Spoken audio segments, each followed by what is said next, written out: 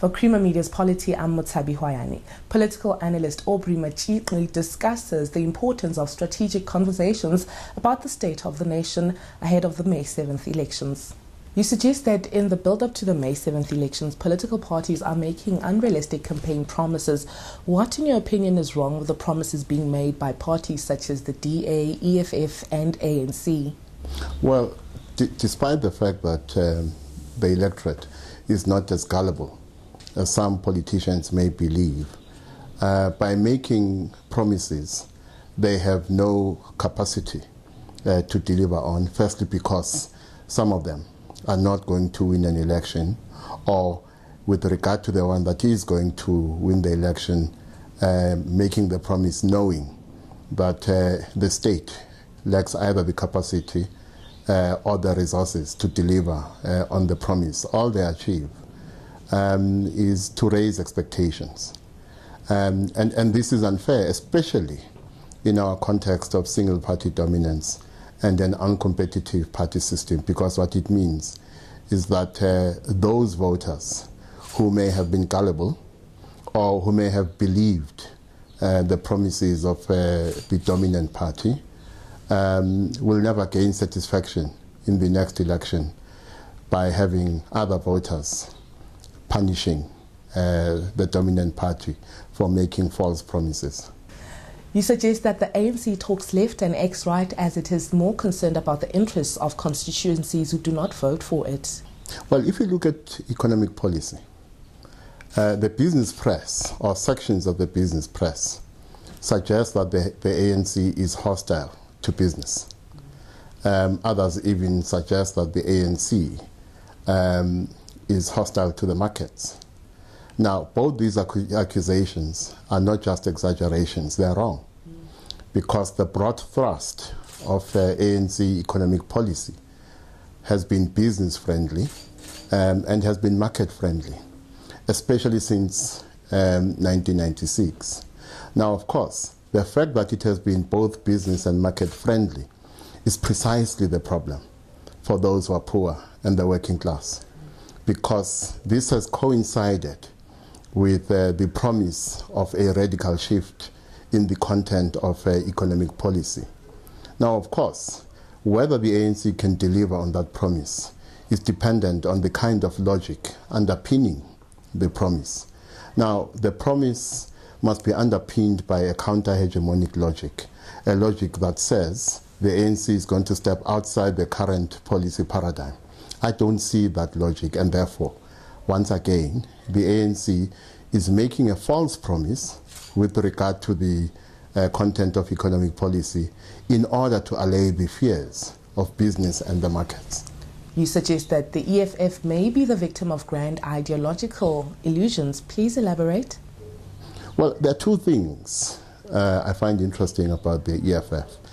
First of all, how it characterizes or describes the social and economic conditions of the poor and the working class, particularly those who are black. Now, one does not quibble with the description because the description is apt. What one quibbles with are the remedies. The remedies are utopian to the extent that they are not in line with global economic dynamics and domestic economic dynamics. Not because the order they are promising to the poor and the working class is completely out of order itself. And therefore, what I find interesting is that if people do vote for the EFF, those who will vote for them will do so more because of how the EFF describes their conditions of underdevelopment, not because they are so gullible as to believe some of the utopian solutions they promise. But of course, some of the promises, particularly the one regarding nationalization,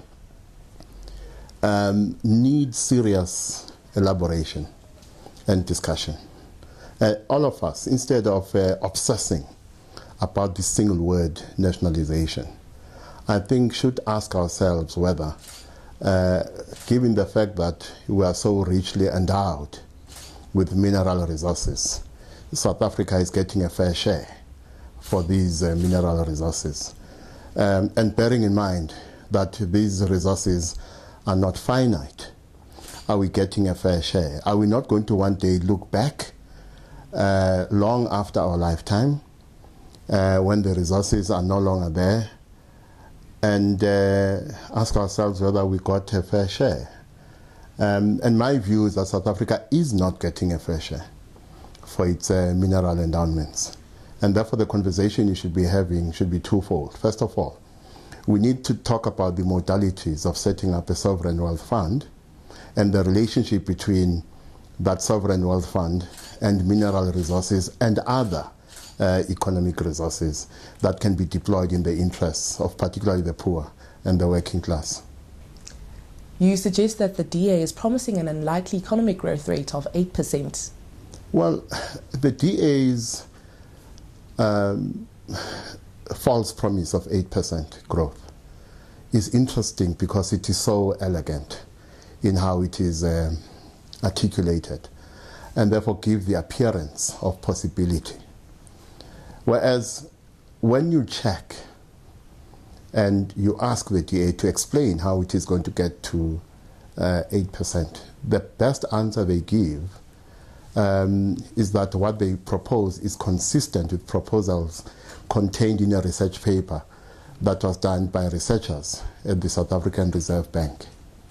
Now, of course, that answer can never be sufficient because in it and in everything else the DA has tried to say to explain the promise of 8% growth in our economy, it has not been obvious, at least to me, how you shift from sluggish growth in the South African context and in the context of sluggish growth globally to 8%. And also how that 8% relates to objective factors in the global economy beyond the control of economic actors and policymakers in South Africa. And therefore, the promise of 8% is just another pipe dream on the part of politicians. And that is why I say in the column that I look at all the promises and I'm tempted to vote for all the parties, but instead of an X, draw a middle finger next to the image of the leader of each political party. Do you think that South Africans would prefer what you call an honest, sober and non-partisan assessment by their political parties? Well, unfortunately, what tends to happen in South Africa during the election campaign period is that we descend into a state of irrationality.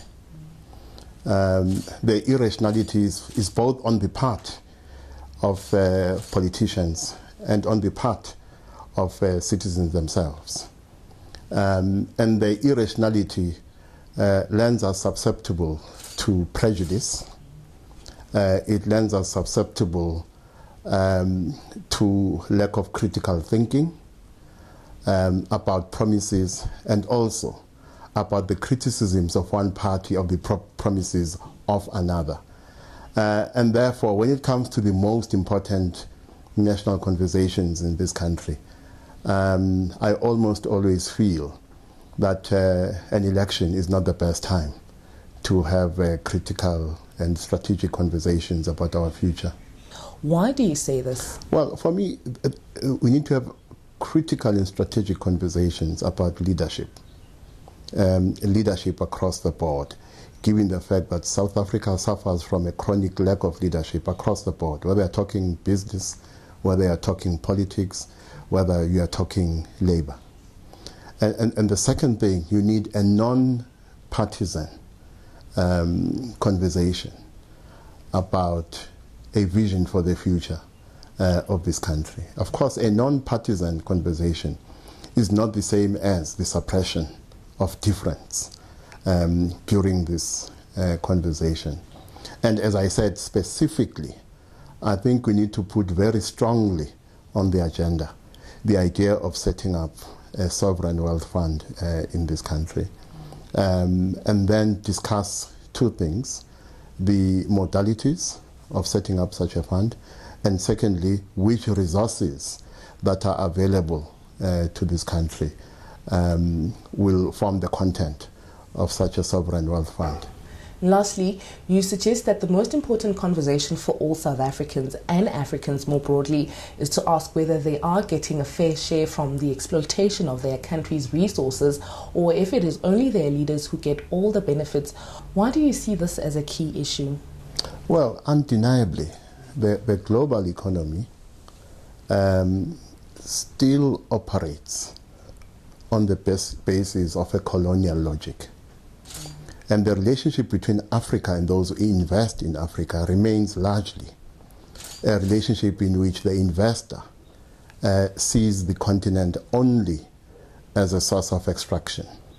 There are very few amongst them who see Africa in developmental terms. And so even where in Africa you have economic growth, that growth is not extending significantly to the citizens of such countries, whether they're talking Ghana, whether they're talking Kenya, whether they're talking Rwanda. As it pertains to the mining sector, in the main, what those countries that are benefiting from mining in the continent remain with is a hole in the ground and not development. And what lets us down in the main are African leaders. Many of them get a fair share for themselves in exchange for the exploitation of African resources by external actors in the global economy. Unfortunately, that fair share for themselves does not extend to a fair share for Africans. And as a result, what they do in effect is to impugn the dignity of the so-called ordinary African.